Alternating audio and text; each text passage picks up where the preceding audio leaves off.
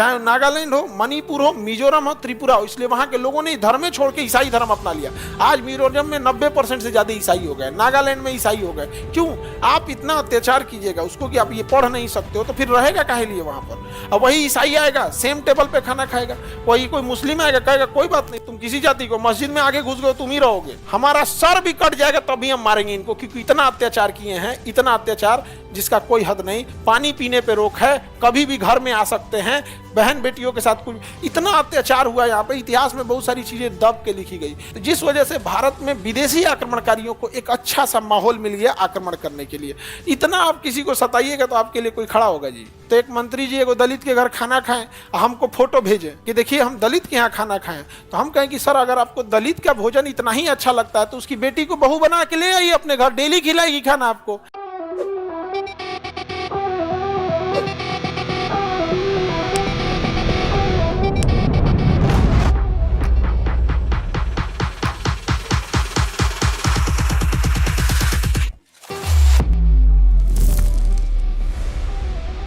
इतना अत्याचार उन लोगों ने सहा है ना, तबाह हो जाते लोग, जितना उस सहा है अत्याचार, बहुत बुरा हुआ है इनके साथ। और उन लोगों में एक खराबी क्या है, फाइनेंशियल कंट्रोल खो दिया है।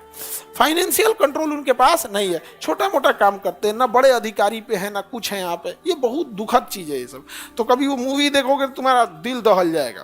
तो हम तो ऐसे कभी सब टाइप का नहीं कहते हैं देखने के, लेकिन 5 मिनट का एक बार सीन देखना, बहुत दर्दनाक है। यही कारण था ना कि जब महात्मा बुद्ध आए ना तो लोगों ने सारे धर्म को छोड़ के बौद्ध धर्म अपना लिया और जैन धर्म अपना लिया, कहा कि देख क्या करेंगे यहाँ पे। और ऐसे ही अत्याचार हमारे पूर्वोत्तर भारत में हो रहा था, चाहे नागालैंड हो, मणिपुर हो, मिजोरम हो, त्रिपुरा हो, इसलिए वहां के लोगों ने धर्म छोड़ के ईसाई धर्म अपना लिया। आज मिजोरम में 90% से ज्यादा ईसाई हो गए, नागालैंड में ईसाई हो गए। क्यों? आप इतना अत्याचार कीजिएगा उसको कि आप ये पढ़ नहीं सकते हो, तो फिर रहेगा काहे लिए वहां पर? अब वही ईसाई आएगा सेम टेबल पे खाना खाएगा, वही कोई मुस्लिम आएगा कहेगा कोई बात नहीं, तुम किसी जाति को, मस्जिद में आगे घुस गए तुम ही रहोगे, मौलवी साहब लेट रहा है बाहर रहिए।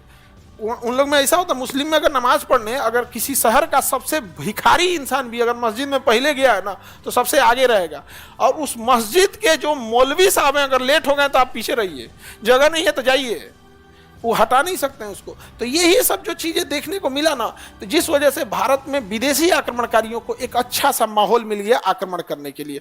इतना आप किसी को सताइएगा तो आपके लिए कोई खड़ा होगा जी? नहीं खड़ा होगा। महाराष्ट्र में एक जगह था भीमा कोरेगांव, भीमा कोरेगांव, कोरेगांव जगह का नाम था और नदी का नाम था भीमा नदी। तो भीमा कोरेगांव में इतना ज्यादा महार जाति के दलितों को सताया गया था, इतना ज्यादा सताया गया था कि वो लोग अब जीने की इच्छा छोड़ दिए थे, जीने की इच्छा छोड़ दिए थे। सताया कौन था पता है? पेशवा साम्राज्य के अंतर्गत जो जब छत्रपति शिवाजी महाराज थे तब तक कोई दिक्कत नहीं था, इवन छत्रपति संभाजी महाराज थे, छत्रपति साहू जी महाराज थे, तब तक कोई दिक्कत नहीं था। इन्होंने साम्राज्य को, शासन को बहुत मानवता के साथ शासन किया था। उसके बाद जब पेशवा का शासन आया तो सबसे पहले समझो कि पेशवा ने तो छत्रपति का ही पद खत्म कर दिया, कहा कि छत्रपति मतलब कौन? तो भैया एक तो महाराष्ट्र में खुद ही से लड़ाई हो गया कि जिस मुगलों के खिलाफ छत्रपति ने अपनी नींव डाली उसी को हटा दिया गया।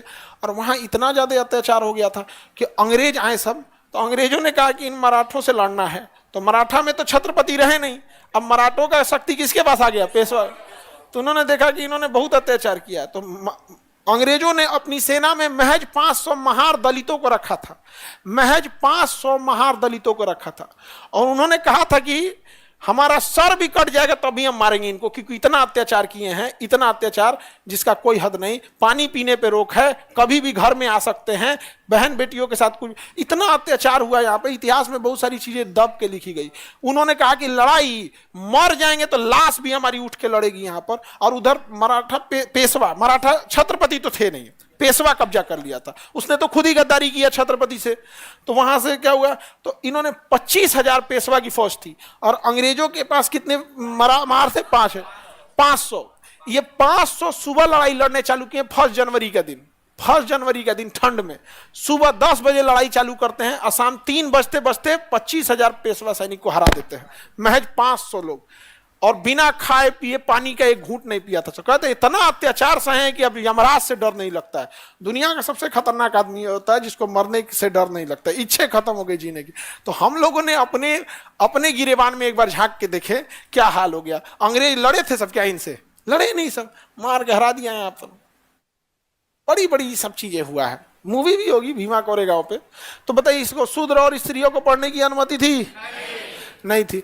आज पूर्वोत्तर राज्य में ज्यादातर लोग शूद्र जाति छोड़ दिए, आदिवासी छोड़ दिए, क्या अपना लिए? क्रिश्चियन। अब वो क्रिश्चियन अपना लिया, अब उससे कोई भेदभाव नहीं। चर्च में जाएगा, जो टेबल खाली है वहां बैठेगा, चाहे फर्स्ट चेयर है या लास्ट है। खाना खाने के लिए ये नहीं है कि तुम नीचे बैठोगे। समझ में आ गई नहीं आ गया? ये सब नहीं होगा। अभी देखना चुनाव आएगा, तो चुनाव आएगा तो नेता लोग क्या करेंगे? बड़ा बड़ा मंत्री किसी दलित के घर जाके खाना खाएगा। तो एक मंत्री जी एगो दलित के घर खाना खाएं, हमको फोटो भेजे, हमको फोटो भेजे कि देखिए हम दलित के यहाँ खाना खाएं। तो हम कहें कि सर अगर आपको दलित का भोजन इतना ही अच्छा लगता है तो उसकी बेटी को बहू बना के ले आइए अपने घर, डेली खिलाएगी खाना आपको। एक दिन देखा क्या कर रहे हैं, तो फिर उसके बाद हमको मैसेज करना छोड़ दिए। भाई अगर आपको सच में बोल रहे हैं कि आप बहू बना के लाओ उसको, डेली सेवा करेगी, डेली खाना पीना खिलाएगी आपको, होगा? लहर गया उस सबको। इसीलिए गुस्सा ही लगता है सब हमारे पे, इसी पे। और वर्तमान जो दलित समाज या SC ST OBC है, उनसे भी एक निवेदन है, आपके सामने जो भी अत्याचार किया था वो उस समय के लोगों ने किया था। समस्या ये होती है कि आज की पीढ़ियों को वो लोग अपना दुश्मन समझ जाते हैं। आज वाला क्या कर रहा है भाई तुम्हारे साथ? आज वाला तो कुछ नहीं किया। आज अगर कोई बड़ी जाति का व्यक्ति है तो उसकी क्या गलती है कि उसके पूर्वजों ने कुछ किया हो? नहीं समझे? तो ये नहीं होना चाहिए। आज के किसी व्यक्ति को आप कैसे दोषी कर दीजिएगा? ये तो वही हो गया कि मुगल कुछ किया तो आज किसी को पकड़ के कह दो कि तोरे खानदान का था का। जब हाले यार, वो तो बेचारा अपने जीविका चला रहा है अपना वहां पे। नहीं समझे? तो देश में क्या हो गया कि थोड़ा मेंटल लेवल अलग टाइप का है। अनमेच्योर डेमोक्रेसी बड़ी उटपटांग होती है। तो इसमें पढ़ने की अनुमति थी बाबू?